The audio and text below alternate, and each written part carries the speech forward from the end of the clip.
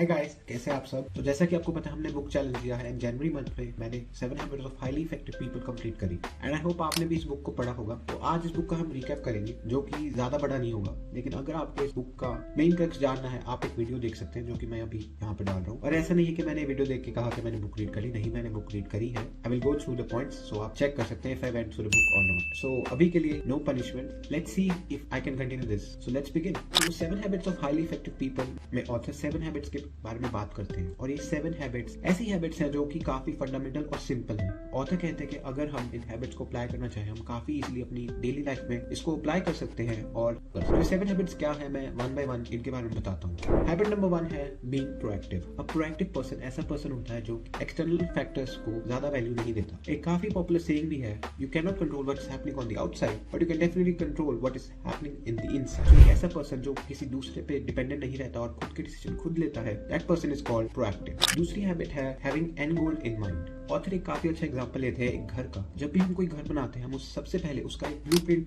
Design करते हैं। यहाँ पे हमारे वॉशरूम होगा, कहाँ पे हमारा बेडरूम होगा, लिविंग रूम होगा, और ये सब हम पहले से डिसाइड कर लेते हैं जबकि उस लैंड पे कोई काम भी नहीं हुआ। इन अ सिमिलर वे जब भी हम कोई काम लेते हैं या कोई टास्क लेते हैं अपने ऊपर, हमें एंड गोल हमेशा याद रखना चाहिए, क्योंकि अगर हमें एंड गोल नहीं पता होगा हम अपनी डायरेक्शन से भटक सकते हैं। इसलिए ऑथर कहते हैं कि जब भी आप कोई काम करें हमेशा एक एंड गोल लेके चलें। थर्ड हैबिट टाइम मैनेजमेंट से रिलेटेड है, जहाँ पे ऑथर 4 क्वाड्रेंट्स के बारे में बताते हैं। फर्स्ट क्वाड्रेंट में ऐसे टास्क रहते हैं जो कि काफी प्रायोरिटी और अर्जेंट होते हैं, जो हमें करने ही करने हैं। सेकंड क्वाड्रेंट में ऐसे काम रहते हैं जो कि हमें करने चाहिए लेकिन हम नहीं कर रहे, और यही वो क्वाड्रेंट है जहाँ पे अगर हम टाइम ज्यादा दें we can improve in our life. जैसे कि कोई नई लैंग्वेज सीखना, नई हैबिट फॉर्म करना, ये सब क्वाड्रेंट 2 में आते हैं, लेकिन हमारे पास टाइम नहीं होता इनको अप्लाई करने।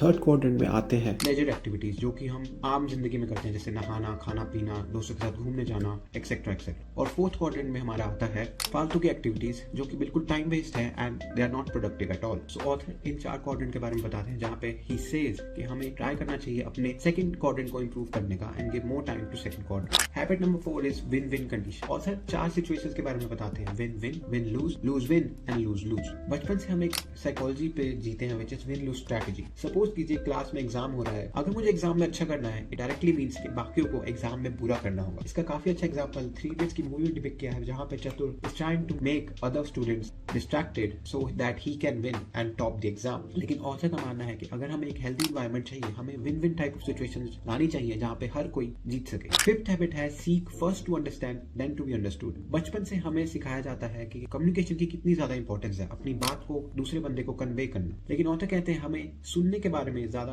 प्रैक्टिस नहीं दी जाती। जब भी हम कोई कम्युनिकेशन कर रहे होते हैं हम अपने पॉइंट्स डालने के बारे में सोच रहे होते हैं, बजाय कि जो बंदा कह रहा है उसको सुने और एम्पथाइज करें। ऑथर यही कहते हैं अगर आप जो बंदा बोल रहा है उसको सुने और उसको एक्चुअली उस बंदे के साथ एम्पथाइज करें, you can actually be influential. और ऑथर इसकी पावर कई एग्जांपल्स के थ्रू बताते हैं, जहां पे by just listening to the customers उन्होंने काफी सारी डील्स क्रैक करी। सिक्स्थ हैबिट इज सिनर्जी, जो कि टीम वर्क पे बेस्ड है। ऑथर कहते हैं कि सिनर्जी की बहुत ज्यादा इंपॉर्टेंस है, whether it in a relationship और कोई वर्क रिलेटेड प्रोजेक्ट। वो कहते हैं अगर टीम में सिनर्जी नहीं है they can not work at all. अगर सिनर्जी होगी 1 + 1 not equal to 2 but it would be equal to 3, क्योंकि व्हेन यू सिनर्जाइज आप एक मिडल वे निकालते हैं जिसमें दोनों पार्टीज को कॉम्प्रोमाइज नहीं करना पड़ता एंड इन दैट वे और काफी अच्छी एनवायरनमेंट क्रिएट होती है in the work place itself. एक एग्जांपल भी बताते हैं जहाँ पे देयर इज अ फैमिली जहाँ पे वाइफ की मदर काफी बीमार होती है but the family decided to go on a fishing trip, जो कि काफी इंपॉर्टेंट था as to keep the family together. So husband and wife का काफी डिलेमा था कि वो क्या करें। In that way they synergized and they found a middle way in which दोनों पार्टीज को कॉम्प्रोमाइज नहीं करना पड़ा and they didn't feel guilty